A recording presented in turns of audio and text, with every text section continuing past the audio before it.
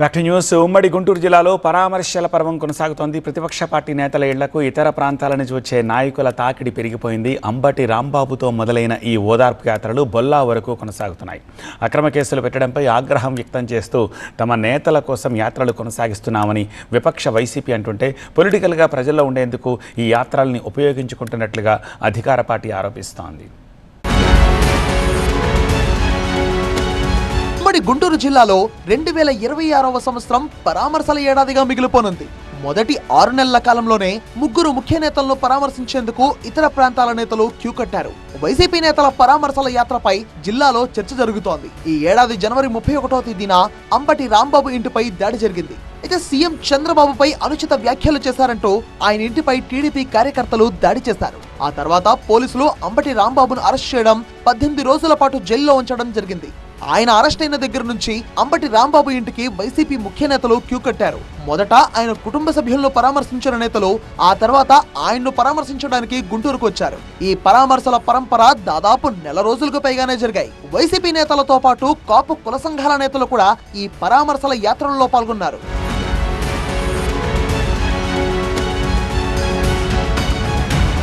అంబటి రాంబాబు వివాదం సద్దుమణుగుతుండగానే అంబటి మురళీ వివాదం తెరపైకి వచ్చింది.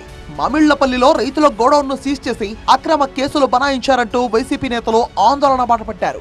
అంబటి మురళీని పరామర్శించేందుకు ముఖ్య నేతలంతా ఒకరి తర్వాత ఒకరు చలో మామిళ్లపల్లికి పిలుపునిచ్చారు. మొదట సిద్ధార్థరెడ్డిని అనుమతించిన పోలీసులు ఆ తర్వాత ముఖ్య నేతలు ఎవరిని గ్రామానికి రానివ్వలేదు. జోగి రమేష్, జూపూడి, ప్రభాకర్, పీటా మోహన్, అశోక్ బాబును గ్రామానికి వెళ్లకుండానే పోలీసులు వారిని అడ్డుకున్నారు.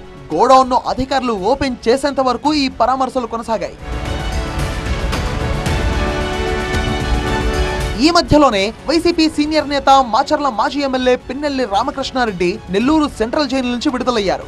వెల్దుర్తి మండలం గుండ్లపాడు జంట హత్యల కేసులో అరెస్ట్ అయి దాదాపు 99 రోజుల పాటు జైలు జీవితం గడిపిన ఆయన మార్చిలో బెయిల్పై బయటకు వచ్చారు. నెల్లూరు జైలు నుంచి విడుదలైన తర్వాత పార్టీ ముఖ్య నేతలు ఆయన్ని పరామర్శించి ఆయనకు ధైర్యం చెప్పారు. ఇక ఆ తర్వాత బొల్లా బ్రహ్మనాయుడు అరెస్ట్ తెరపైకి వచ్చింది. వినుకొండ మాజీ ఎమ్మెల్యే బొల్లాను భూ వివాదంలో తెలంగాణ పోలీసులు అరెస్ట్ చేశారు.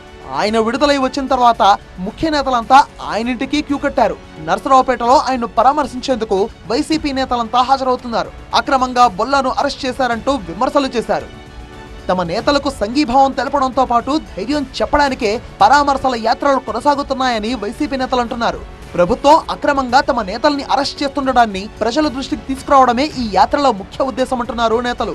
అయితే వైసీపీ నేతల వ్యాఖ్యలను టీడీపీ కొట్టిపారేస్తోంది. వైసీపీ కేడర్లో ఉత్సాహం నింపడం కోసం ఆ పార్టీ నేతలు పరామర్శల పేరుతో యాత్రలు చేపడుతున్నారని టీడీపీ ఆరోపిస్తోంది. ప్రజా సమస్యలపై పోరాటం చేయకుండా పరామర్శలు చేయడం ఏంటని ప్రశ్నిస్తున్నారు టీడీపీ నేతలు. పొలిటికల్ జోష్ కోసం వైసీపీ నేతలు ప్రయత్నాలు చేస్తూ ప్రభుత్వంపై దుష్ప్రచారం చేస్తోందని టీడీపీ విమర్శిస్తోంది.